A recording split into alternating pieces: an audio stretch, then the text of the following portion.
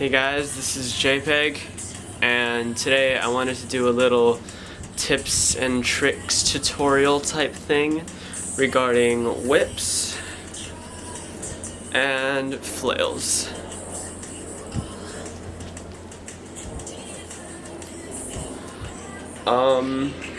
This is gonna be a 3-part thing. So yeah, this is part 1. I'm gonna talk about some baseline tips and tricks to like get you started. Part 2, I'm going to talk about some little more advanced stuff. Part 3, I'm going to talk about even more stuff. So yeah, let's get right into it. Part 1, I'm going to be talking about stretching and how to keep your lights in place. These are things that people struggle with and things that are very important. So I'm going to talk about them.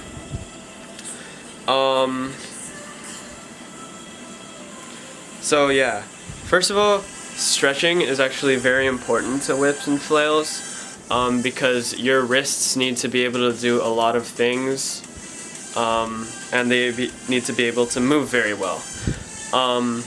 So I recommend wrist stretches like you would do for tuts. A very popular one is, okay, let's pretend my arm is a wall and this is my hand. Just press it up against the wall and like stretch your wrist. I have very flexible wrists already, but yeah, for those of you who don't, you should do this. You should be able to do a 90-degree or more bend with your wrist, because people think that's only important for tuts, but that actually really helps everything else in gloving. Like, it helps you get smoother liquid. It helps you do other things with your hands, but it does really help your whips and flails, because you don't really realize this, but to get clean whips, which I'm going to be talking about later on, you have to really open your hand, and if you go to the side, my wrist is bent at 90 degrees when I'm doing whips, so that I can get the biggest, fullest circle shapes that I can. Same thing for flails. I should be able to move my wrist freely in a circle motion, and yeah. So yeah, stretching is very important. You should definitely do it. It'll help not only your whips, not only your tuts, it'll help everything. Second thing I'm going to be talking about is how to keep your lights in place. There are a few ways to do this. I do all of them. First, most basic ones, this will stretch out your gloves, but it also does make it so that you can use gloves longer, because if you just do them, it's like your gloves aren't actually stretched because you're just stretching them tighter, which isn't necessarily good, but learning to do this will make it so you can use your gloves longer, honestly, because you can use them while they're still stretched.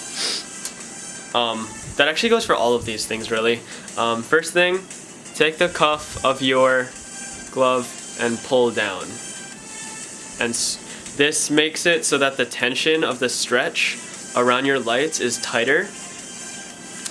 And it helps the entire tension over the whole glove. You can do this in the front too.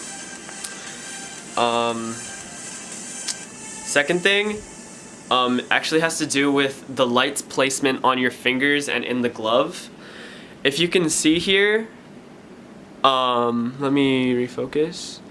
The seam of the light, okay, well actually first thing, the light is not sticking out over my fingertips. This is how I prefer to do it. Lots of other people do it lots of different ways, but this is how I prefer to do it. The light is actually a little bit below the tip of my finger. If I'm using bigger diffusers like domes, then the diffuser will be flush with the top of my finger. But yeah, this really helps so that it doesn't slide off my finger because it's further down, and the tension over here tends to be tighter than up here. Additionally, if you can see, the seam of the glove, the seam of the fingertip of the glove is actually closer to over my fingernail / fingertip rather than over the bulb. This just really helps because, again, down here the tension is more great than up here. So this really helps with making it so that your lights won't slide. Your pinkies are the smallest finger, obviously, so you should pay extra attention to making sure you do these with your pinkies because your lights will slide. So yeah,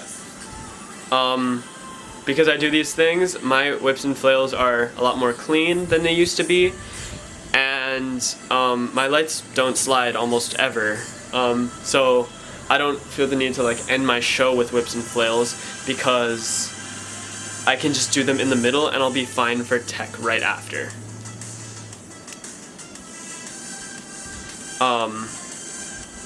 So yeah, that's the end of part 1. Be sure to check out part 2 and 3. These should be yeah. Have a nice day.